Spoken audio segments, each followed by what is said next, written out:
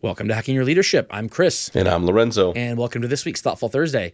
Don't forget to follow us on YouTube at Hacking Your Leadership and leave us a review on iTunes. On this Thoughtful Thursday, I want to talk about an Instagram post that I saw on a user called Humorous Resources. If you want to follow this, I get some pretty good content out of this, pretty good laughs out of this.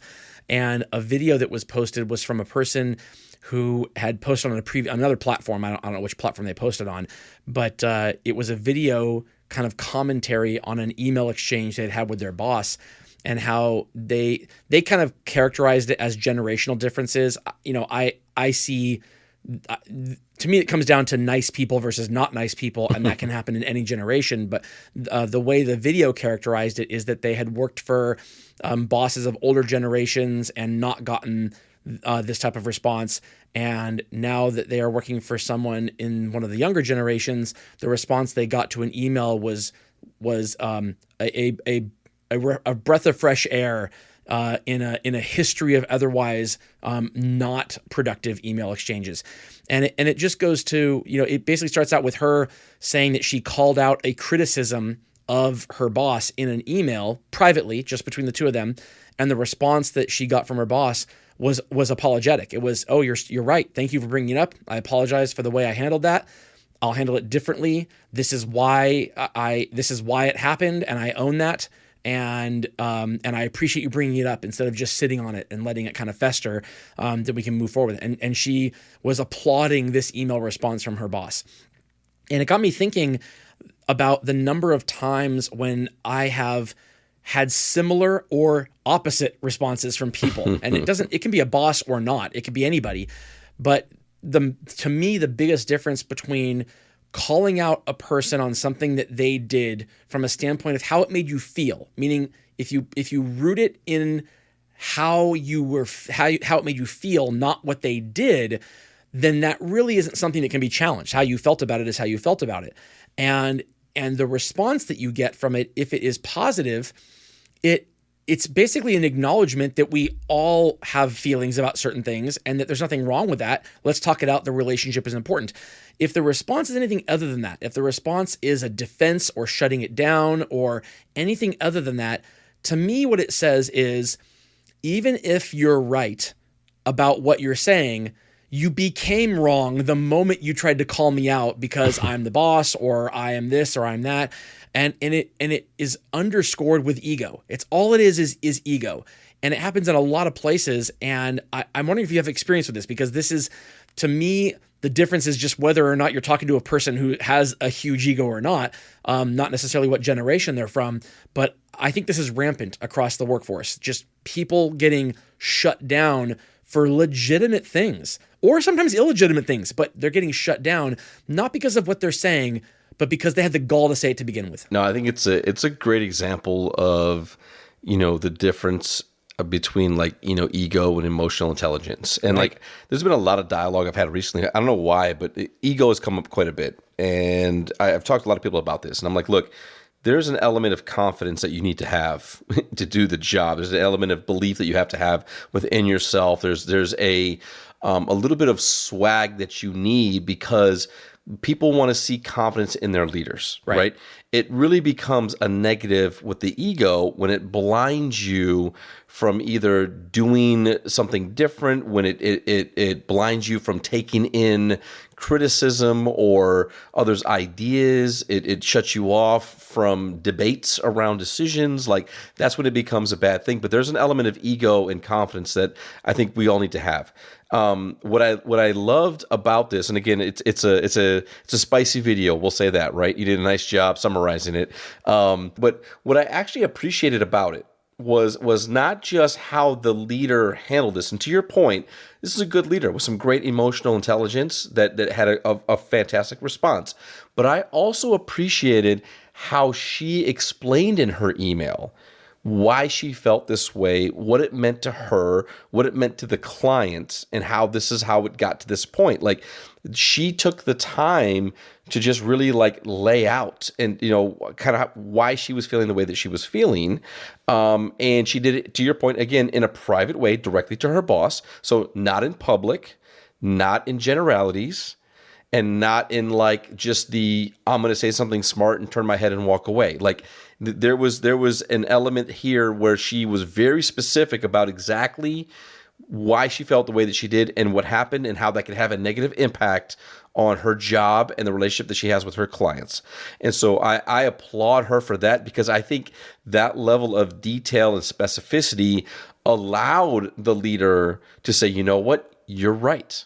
And I apologize. And I appreciate that. And let me, to your point, like, let me tell you why this happened, but I'll do better next time.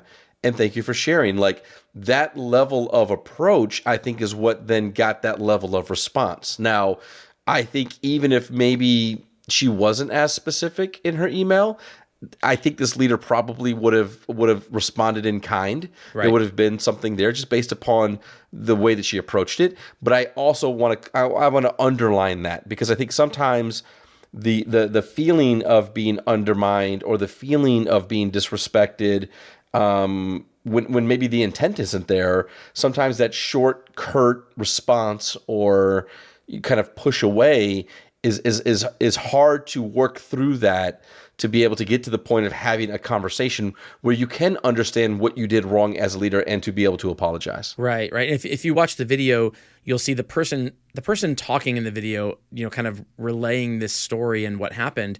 There is no shortage of passion behind her voice, and it underscores the fact that this is probably who she is in general. She's a very passionate person in general, and I can imagine she doesn't have any problem speaking her mind and saying what's on her mind. I think a lot of leaders don't necessarily interpret that well. A lot of leaders want feedback to be kind of wishy-washy and to beat around the bush a little bit and to not be specific. They want to be generalized because it lets them off the hook. It doesn't really call them out specifically on something they did, but rather it kind of just says, hey, when you do this, this is how I feel. And then it kind of leaves it open to have a discussion about it.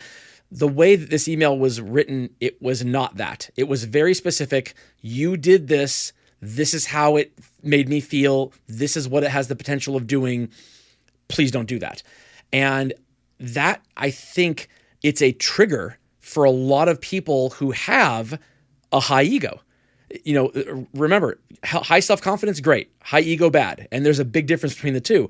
If a person has a big ego, that is a trigger for them because it's an attack on that they did anything wrong. If they did anything that was different than what it should be, then that would be an attack on their ego. And so, yeah, I think this is it's an important thing to talk about because, if you're a leader, you're going to have people on your team who have no problem speaking their mind. It doesn't mean that you get to cower into a corner or shut them down. You should want specific feedback rooted in actual things that you did, not vague generalities that don't really allow you to walk away from the conversation with real actionables or ways you can change. So what I want to ask you, Lorenzo, is I want to know about a time when someone called you out. Did you have an employee ever who brought you aside and said, hey, when you did this, this is what happened, and I don't like it in no uncertain terms.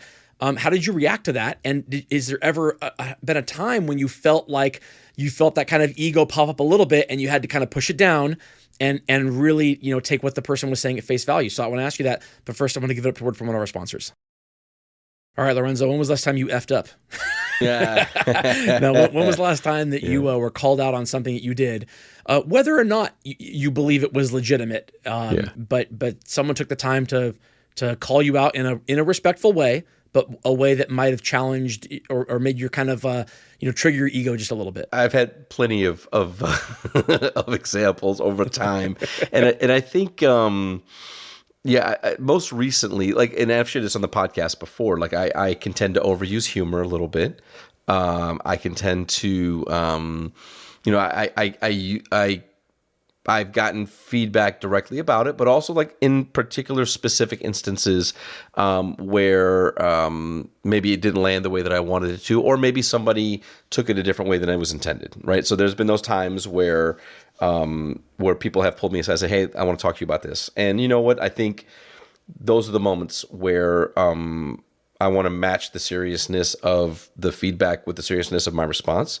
And I think first and foremost, again, thank them for taking the time to do it and showing appreciation for that. Apologizing if need be, because that was not the intent of how I wanted people to feel. And then asking for their continual support of making sure that that I'm going to be more conscious of it. I'll make some adjustments, but if you see it at all, please let me know. Right? It's something I want to get better at. So 100%, that's some of the more recent things I would say. I think where early on in my career, and from time to time, where it can be a little bit of a bruised ego, or the initial response is to be defensive or deflective, is when I feel that there's an ulterior motive to the feedback. Right? Where like you may be using this situation or this conversation or a small section of a conversation or dialogue of a greater context to try to land a point about something that is nothing to do with this. Like when I feel that little itchiness around, like, this feels like it's trying to serve a different purpose here than maybe truly having an authentic, genuine conversation about feedback. That's when my defenses kind of kick in. Sure. And when I feel that, I also have to feel myself pulling back a little bit and allowing them to say what they want to say, share what they want to share, and then asking questions. And, I'm always good for a good little bit of a debate and a little bit of a conversation. And again, like, hey, if that's how you felt, and that was not my intention, I will apologize. I absolutely, and make sure that be really clear about that. But I do have some additional questions. I'd like to unpack this a little bit more, right? And that's kind of what I've learned over time, to be able to address some of those times when I feel like there's something that's there. I think I've done a pretty good job over the years of leaning into my confidence, and also making sure that my ego is not too out of control. Right. It has its moments, but I think that I've learned a lot about that, about myself, and about the importance of not letting that be something that blinds me to the work that needs to be done. Sure. I think it's also important to remember that ego isn't a bad thing. It's an out of control ego that's a bad thing. There's no such thing as a person who has no ego, unless you have just like no self-confidence at all, but you're probably not in a leadership role if that's the case.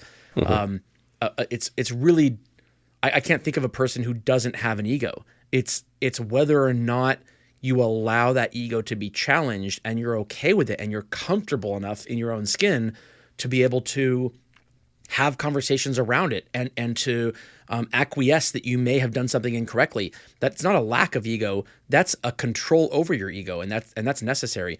It's when your ego controls you that all of your actions are rooted in self-preservation, as opposed to actually trying to build the relationship and make it stronger. Because in the example that we gave at the beginning of the episode, and again, we'll post a link to it so you can watch it, clearly the relationship is stronger between these two people now than it was before the interaction happened. And so just because there was a slight, just because there was a mistake, just because somebody did something he shouldn't have done, doesn't mean that's damaging to the relationship.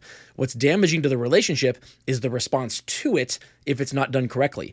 A misstep like that, if rectified correctly by a leader who has their ego in check and who can respond accordingly, those types of missteps will actually strengthen the relationship between a leader and an employee. They can't happen every day, of course, but they can happen periodically, and it will reinforce the idea in the employee that, hey, if something really big comes up, I can bring it up to my boss.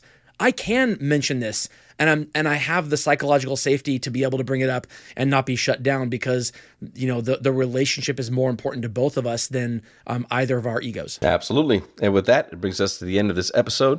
This is Hacking Leadership. I'm Lorenzo. And I'm Chris. And have a great day.